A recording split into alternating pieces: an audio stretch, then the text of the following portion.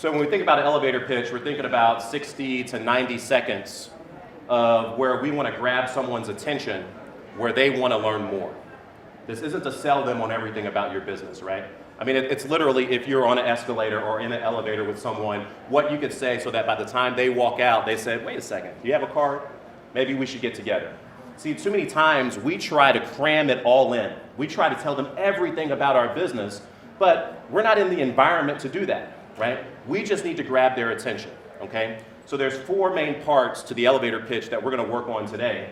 Now keep in mind, once you become comfortable with your pitch, you can shift it, you can change it, you can add color to it. It doesn't matter to me, but these are 4 things that we recommend that you have in it. So the first thing is the description, right? Think about it. Sometimes it's hard to just start your elevator pitch. Many people just start talking, right? Oh, let me tell you what I'm working on. It's this, blah, blah, blah. Well, no, let's figure out how to describe it. Is it a mobile application that we are building to do these 3 things? Are you building a nonprofit organization that will help kids in the community? You have to start out strong so there's no doubt in the person's mind. If you don't eliminate that doubt with the description in the beginning, they will be wondering what it is you do, and you could be telling them great information down here, but they still don't know exactly what it is. They'll be saying, what are we doing? What are they working on? They'll look at you confused and these types of things. So you have to think, is it a mobile app? Is it a marketing company, right? Do we provide a social media service, right? Are we building a technology for a vehicle? Whatever it might be, you have to think through what that is. And think about it as we go through this. Be able to articulate it. It should be no more than 2 to 3 sentences, all right? No more than 2 to 3 sentences. You should be able to get onto this description and get off of this description within about 20 seconds, okay? We can worry about answering the questions further into the pitch. Remember, we have 60 to 90 seconds to do this. Second, customers. Do we even know who our customer is?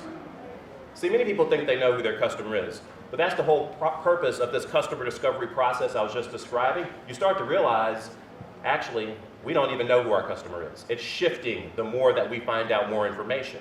And we have to be okay with that, right? We have to be okay with the customer changing. So we were working with a particular company not too long ago and said, well, who's your customer? They said, well, it's high school kids. Well, that's not good enough. I mean, how many high school kids are there that exist out there in the nation? Are you going to try to go to market on all of those high school kids? No, we need some other criteria, right? So if you think about it, if this is all your high school kids, are you just going to throw darts all over the place and hope that something sticks? Or are you going to say that we want to focus on maybe this quarter, right? And maybe that quarter of the high school kids is only 9th graders who live in these zip codes, whose parents make this much money, who are struggling with this. Okay, well now we're talking, right? Now we're talking, and I still don't even know if that is strong enough, right? But you can see if you just go out there and say we help high school kids, well no, we have to be targeted. Remember, you're going to have to show at some point the problem that we are solving for our customer, right? If you can't show that you're solving a problem, no one's going to pay for it or no one's going to support you. And so that's why you can't just go to market on all the high school kids, right? Because there could be multiple problems going on, right? There's problems all over the place. We want to make sure the customer that we're talking to is the problem that we're trying to solve, okay? So you have to think about, like right now in your heads, you're thinking about your customer. How do you break it down? How are you going to divide it up? What's the demographic? Does money have anything to do with it, right? Geography, right? I mean, you have to think through all these things. Are these the people that are always on the web? Are these people that always go into the store? I mean, there's so many different elements here. You have to spend time researching this. You have to do this, all right? And you have to do your research before you even start talking to customers, all right? So be thinking throughout this, not only the description, but the customer that you serve specifically and the problem that you're solving for them, all right? Now, here's the thing. There are many things that we may think is a problem, right? But it may not be the problem for the majority of your customers, right? So I'm hoping that you all have some type of background in what you're trying to pursue, right? If you don't, then we're starting off in an ideal way, right? So I'm hoping you have a little bit of a background in what you're trying to pursue, whether it's actually building it, whether it's actual, maybe you were in that situation yourself as a customer, right? You know, or maybe that's your background, the core business that you're in. Maybe you did that professionally for 10 years or something of that nature. So do your research, do your R&D, learn about the problem. I encourage you learning about problems that exist for your customer before you start inserting your solution. Learn about all the problems. Figure out what's going on in general. Become an expert at your craft, all right? So keep that in mind. You can see now why you don't have to get everything in at the start of your elevator pitch. I mean, just talking about the customer and the problem, that can be very resonating when you're talking to someone, right? Think about it. If you're trying to win over someone's support to sit on your board of directors or to be a mentor to you or provide you a little bit of capital to get started, and they have a familiarity with your customer segment or your problem, you already are starting to hook them in your elevator pitch. All right. Thirdly, you need an example. You need to bring it to life, right? So you've told them the description. We're building this mobile piece of technology that is a matchmaking platform for inner city kids and mentors, all right? We work with kids that are typically 9 to 13 years old who work in underserved communities, right? The problem we solve is the fact that mentoring right now, the failure rate is 50%. Right? And that's actually worse off than not having a mentor alone. Okay? You see what I mean?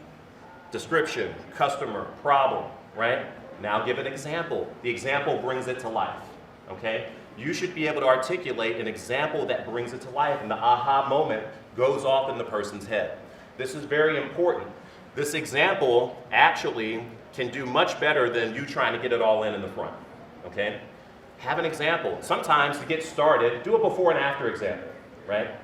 What was life before your solution for this customer, and what is life after your solution for that customer, right? Think about what is versus what could be, right? It doesn't have to be before and after, but that's just an easy way to kind of get it started. Think about the problem you're trying to solve. Man, I just had this problem, I couldn't do this, I couldn't do that, I got stuck in line, I was over here, et cetera, et cetera. Now I use this piece of technology, it took me 20 seconds. I was able to just hit 3 buttons, do this, I was done, I was able to get other things done in my day. Whatever it is, you know your idea better than I do. I'm just going off the cuff, but think about what you're delivering and be able to articulate it. Now, I tend to think we can spend a little bit more time on this. So when I said 20 seconds up here, maybe 30 seconds, maybe 40 seconds on the example, if the example really brings it to life, all right? So keep that in mind. Don't worry, we're gonna practice this, and we'll come back, we'll practice, we'll come back.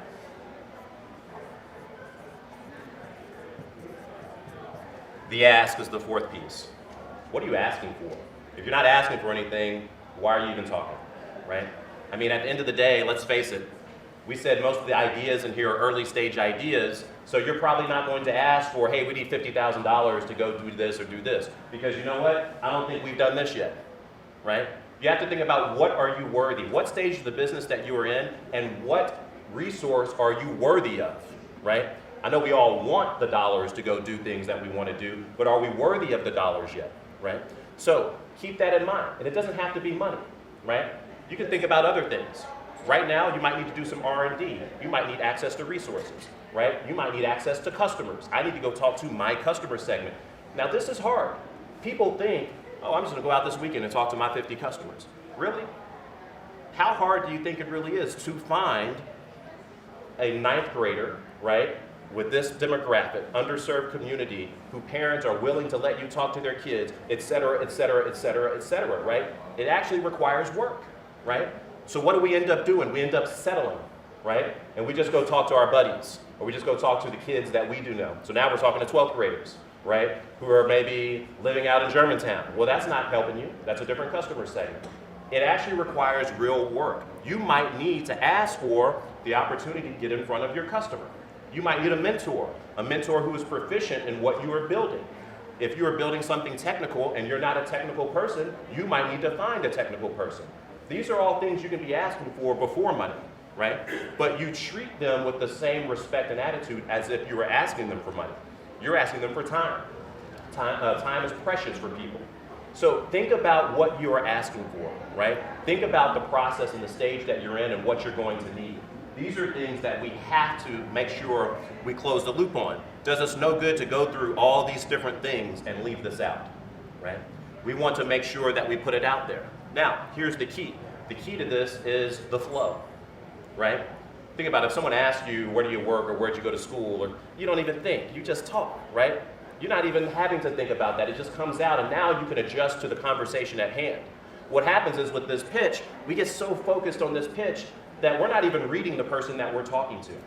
Their eyebrow could have went up when you said something up here, but you didn't notice it because you memorized it and you're just trying to get it out. No, sometimes you can deviate from the pitch.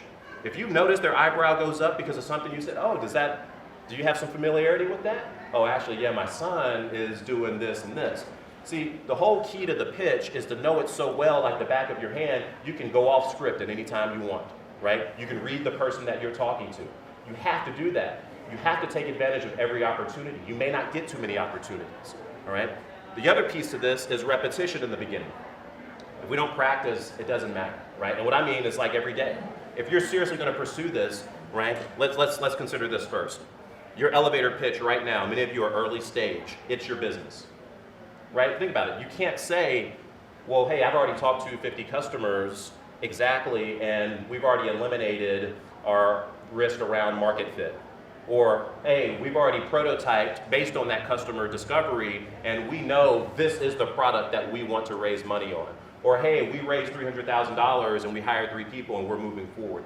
If we can't say those things because we haven't done that much yet, you have your pitch. And your pitch is your next step to securing a resource, right? People are going to believe in your pitch and they'll say, you know what, I got a little extra time, let's get together for coffee, I'll share with you my knowledge of the industry, right? Those are things that you can be doing. Your pitch is your business from this point forward. So are you practicing every day? Literally, I don't care when you wake up in the morning, your routine, in the shower, in the car, right? What do we have to do? And also keep in mind, you're going to have different pitches. Because let's face it, we have different customers. Life is not that easy where you just have one customer, right? You might have that one customer that you finally serve, but you might have other customers that give you access to that customer. Think about it. I mean, Facebook has multiple customers. They have the user who's on there, right? And they have the advertiser that's on there, right? Well, they have to do this for both. You might have 4 or 5 pitches, right? This is why we don't have enough time to just dilly-dally. We need to get into it, all right? So think about that, repetition. When are you going to practice it? How many pitches are you going to have? And that comes down to how many customers are you going to have. It's very important, all right? So let's take a few minutes here. What I want us to do is, I don't care who you talk to anybody next to you or what have you. I want you to first work on the description, right? Literally, I just want you to think of the 2 to 3 sentences that bring to life your business, right? It doesn't matter. I told you before, hey, we're a venture development organization that works with early stage ideas. We help accelerate those ideas into startup companies, and we help surround them with an ecosystem of support resources to help them grow, right? How would you do that for your business? A mobile app, a this, whatever it is, right? So just take about 2 minutes, think about it, and then I want us to take another 2 minutes and talk to the person next to us. I want us to share what we think our description is. And then we're going to layer on top of it our customer and our problem. So let's do this right now. Literally, take 2 minutes, think about your description. If you have to write it down, write it down. If you can just say it, just say it. We're only talking 2 to 3 sentences, and then I'll let you know when we can talk to people. So first, think on your own, okay? So let's go ahead and start.